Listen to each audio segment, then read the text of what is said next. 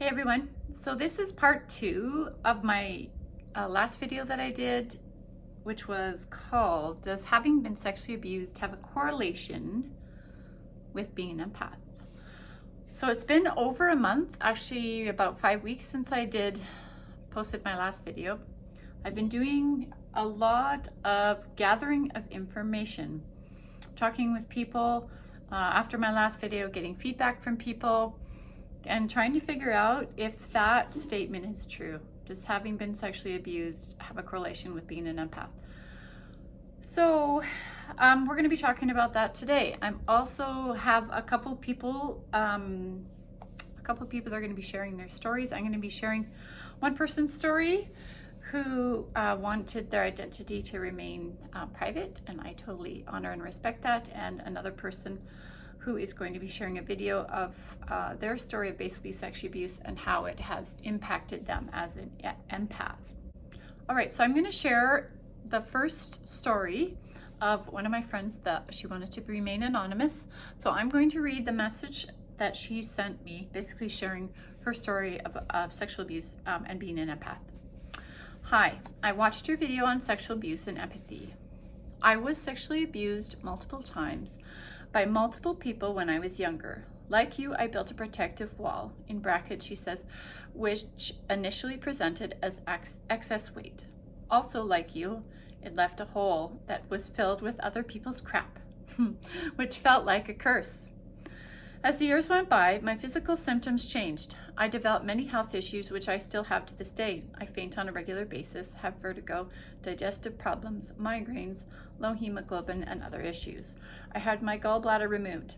I have PCOS and struggled with infertility. I recently had a hysterectomy.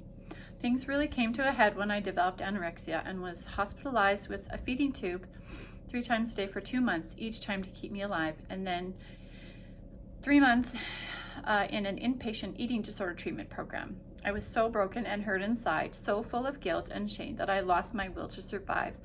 I have a diagnosis of PTSD, and I'm currently in recovery from my eating disorder. I am at a healthy weight and haven't been hospitalized for this in 2 years. I am receiving counseling for the mental parts of anorexia because those things haven't resolved. I am still awaiting trauma therapy to deal with all the sexual abuse. I, like you, believe this empathy I have is meant to be a gift, something to help me and bless others. Also, I wish this would stop feeling like a curse. The anxiety and emotions I feel are crippling at times. Thank you for sharing. I pray that you may find answers, peace, and healing through this whole process. And that is my wish for my friend also, is that she will be able to find wholeness and peace and healing. Most definitely, that is my desire for myself and for all of you, to be able to come to that place of wholeness and come to that place of feeling free and be able to use this gift to bless up the lives of other people. The second story that I have for you guys today is from a person named Melody, and I've known her for several years. We met each other in our early 20s, and she has reached out to me. She is also an empath, and so she's going to be sharing a video that she has recorded and sharing her story of sexual abuse and how it has affected her as an empath. So here we go. All right, so Andrea asked me just to share a little bit about my experiences that I touched on in a topic that she was talking about in a previous video. When I was in grade 1, I was sexually abused by my science teacher, and as it turned out, I developed shortly thereafter rheumatoid arthritis and psoriatic arthritis, which I didn't get diagnosed until probably about 4 years ago, and I'm 44. I am 44 this year, wow. So I've just been diagnosed several years ago, but I've had surgeries and problems with things. My rheumatologist, she says that I had arthritis quite early on because I had a bunion surgery in grade 6 and jaw surgery in high school. And she says, yeah, these are things that have happened. You can tell that there's, arthritis in these different joints and things like that. So, and trauma, whether it's a physical trauma or like a big mental trauma, things like that can trigger autoimmune diseases, among other things as well. And that's true for a lot of people, that they've, after, whether it's childbirth, because that is a trauma, or, abuse, a car accident, and sometimes like a death in the family. Sometimes there's really big events that can trigger different things. And being an empath, it's harder, because I know I blocked a lot of that trauma until I was probably in my 30s when it started coming out, and I worked with a counselor. And then it just made sense when, talking to my rheumatologist and other professionals about my experiences, with, sort of the correlation between the two. And it's been interesting. It's been painful. Part of it was very, very painful, learning about different things, but it makes sense. So hopefully this helps. All right, thanks. I just want to express quickly to both of these wonderful, wonderful women that have shared these very personal, very intimate stories with us today. I'm grateful for their courage. I'm grateful for their vulnerability. Both of them expressed to me that if in sharing their stories, that it would help other empaths with healing, then they were more than willing to put themselves in this vulnerable position and share what they shared today. So once again, I am so grateful to them for their bravery and courage. All right, I have tied my hair up. We are digging into this. I actually have one more story that I want to share with you guys. It's one more personal story of an empath who is one of my friends, and this is her story about sexual abuse and how it affected her as an empath. And she also wanted to keep her identity anonymous, which I totally honor and respect. So she said, "Hey, your last video was super interesting. I was also sexually abused as a child and carried that burden into my 30s. I had major pain in my arm, and when I went to see a naturopath, he told me that shoulders are symbolic of the burdens that we carry and that I needed to let go and give it to God." Did y'all pick up on that? The last thing that was said with the last story the story that I shared? This is really key. This is where we get to a place of power. And it's gonna sound like it's kind of crazy or like it's the opposite, but it's not. So it is super important for us, in order to be empowered, we have to let go. It sounds like it's an opposite, but we're going to talk about it some more. Let go and give it to God. Okay, let's talk about this. I have an article that my really, really good friend from Ontario shared with me. This is actually an article that her grandfather wrote, who was a medical doctor. He's passed away. And this article is called "Forgiveness and Loving Self." And he says, "I believe all disease comes," I'm going to tell you his name too. It's Joseph Takahashi. He says, "I believe all disease comes from a state of unforgiveness. Whenever we are ill, we need to look around to see who it is that we need to forgive." And he says, to forgive is to let go. Okay, to forgive is to let go. Now, cross-reference that with Louise Hay. I love this book. You guys know this. I love this book, Louise Hay. Guess what she says? She says that whenever we are ill, we need to search our hearts to see who it is that we need to forgive.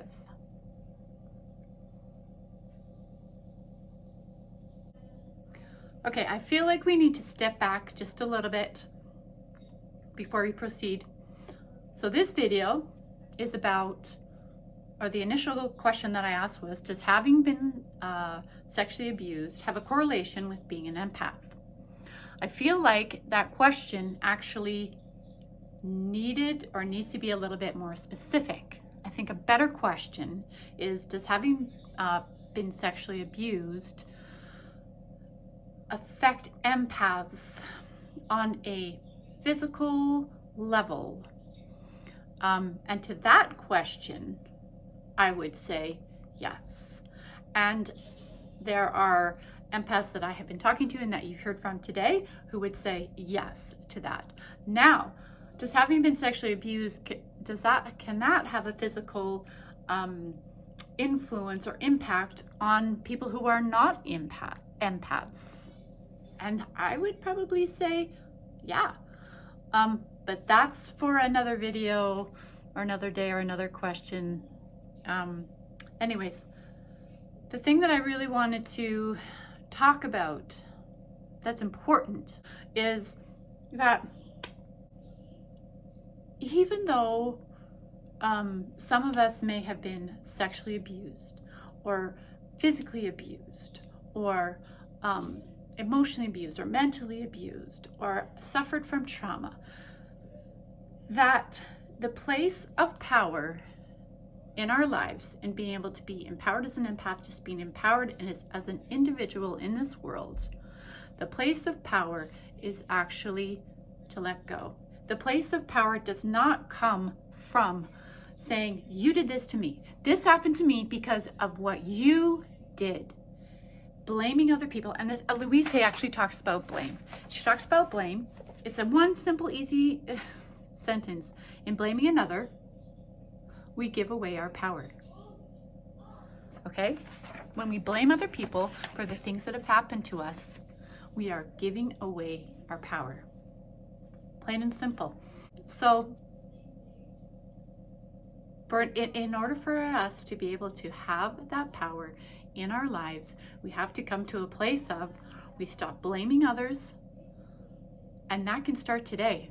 The past is over. And this is another thing that she says that I love. It is so powerful. I'm going to share it with you. The past has no power over us. It doesn't matter how long we've had a negative pattern. The point of power is in the present moment. What a wonderful thing to realize. We can begin to be free in this moment. Okay, I love this. The point of power is in the present moment. Can you guys feel that? Like, I love that. It doesn't matter. It doesn't matter what we have experienced in the past. It doesn't matter how many times we've been hurt. It doesn't matter the things that have happened to us, our sadnesses, our trauma, the patterns that we've carried, the things that people have done to us, the hurt. None of that matters, because we can decide today that we are going to let go of those things. We can decide right now that we are going to let go of the past, and it doesn't have to have power over us. You know, she says the past has no power out over us, and when I read that, I'm like, what is she talking about? Of course it does, but it's because we allow it to. If we make a decision that the past is not going to have power over us, and that the point of power is in the present moment, and we choose today to let go, we choose today to forgive, the past doesn't matter anymore. Anything that happened in the past, it doesn't matter. Because right now is the point of power. I love it, I love it, I love it. We can begin to be free today. That is awesome to me. It makes my heart so excited. I don't know if you guys can see, but like this video, I am sweating up a storm because I am praying to God and asking Him to fill my mouth and to say the things that you guys need to hear so that you can be free. I gotta tell you what else she says. I love this book so much. Okay? Forgiveness is where it's at. Start today. She says, forgiveness of ourselves and others release us from the past. That is how we become free. The Course in Miracles, this is another book she references, The Course in Miracles says over and over that forgiveness is the answer to almost everything. Whoa, okay? Forgiveness is the answer to almost everything. I know that when we are stuck, it usually means that there is some more forgiving to be done. When we do not flow freely with life in the present moment, it usually means that we are holding on to a past moment. And when we let go of that, then we are free. It can be regret, sadness, hurt, fear, or guilt, blame, anger, resentment, and sometimes even the desire for revenge. Each one of these states comes from a space of unforgiveness, a refusal to let go and come into the present moment. Okay? I love this woman. I love her. Oh. And then she goes to say, love is always the answer to healing of any sort. Love is the answer. And the pathway to love is forgiveness. Forgiveness dissolves resentment. All right, the pathway to love is forgiveness. This is awesome. I want to challenge you guys to choose today that you are going to find a quiet place and ask God where to start, who you need to forgive first, and then just keep digging and digging and digging until you get it all out so that you can be free. I started this, I share this actually in my affirmation, the power of affirmations. I can't remember the name of the video. I'll share it with you guys. I'll put it underneath in text. It's a video about the power of affirmations. And so I started this affirmation that Louise Hay suggested, and I talk about this in the video. And the affirmation is this, okay? I release the patterns in my consciousness that are creating resistance to my good. I started with that affirmation, and I would say it every day, and you say it like you mean it, okay? You feel it when you say it. And the things that started to happen, things started unraveling. They just started unraveling, and I started having dreams and just started figuring things out, and stuff that I was holding on to, patterns that I had created in my life and holding on to for a long time, and just pulling it out like weeds, pulling them out, okay? That is what we need to do. If we want to be free, start with this affirmation. Say it every day like you mean it. And choose today to find a quiet place and ask God, where do I start? Who do I need to forgive first? And allow yourself, and if you feel like you don't have the strength to forgive, then ask Him for the strength to forgive that person. Tell Him that even the desire to forgive, it's the beginning. That you desire to forgive that person. And you pray and ask God to give you the strength to forgive that person and let that go. Let that person, let that pain, let it go. So that you can be free. If you want to be free, if you want to have power, you need to let go. It sounds like it's opposite, but it is not. I challenge you guys. I love you guys. I hope that you will find freedom, that you will find peace, that you will find healing in your souls and in your bodies, and that you will feel like you are becoming more and more empowered as an empath. Thanks for watching today. I really, really appreciate it. I hope you'll continue to be with me. I have a lot of great stuff that's coming. So thanks again for today. Love you guys. Bye.